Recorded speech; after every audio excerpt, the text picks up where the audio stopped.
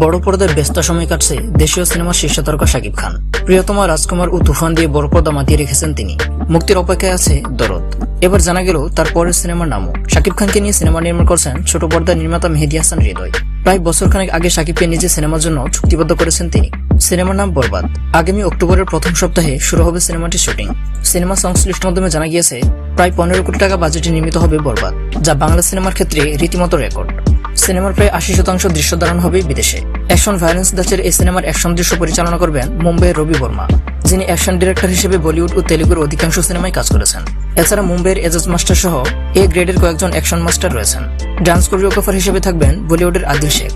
গানে প্রীতম সহ থাকছেন বলিউডের শিল্পীরা। শাকিবের নায়িকা থাকবেন প্রিয়তমা সিনেমার নায়িকা ইথিকা পাল। সিনেমার বিষয়ে গণমাধ্যমকে এখনই খুব বেশি কিছু জানাতে রাজি হননি নির্মাতা মেহেদী হাসান হৃদয়। তবে তিনি বলেন, প্রযোজকদের কাছে যা চেয়েছি তারা কিছুতে না করেননি। এছাড়া অনেক সারপ্রাইজ হয়েছে। যা করছি সবকিছু দর্শকদের জন্য করছি। আমাদের বিশ্বাস কেউ হতাশ হবে না। এতটুকু বলতে চাই, একবার দর্শকরা বরবাদ টিমকে বিশ্বাস করুক, বাকিটা স্ক্রিনে দেখতে পাবে। তো বন্ধুরা, এমনই সব এন্টারটেইনমেন্ট নিউজ পেতে আমাদের এই চ্যানেলটি সাবস্ক্রাইব করে বেল আইকনটি প্রেস করে রাখো।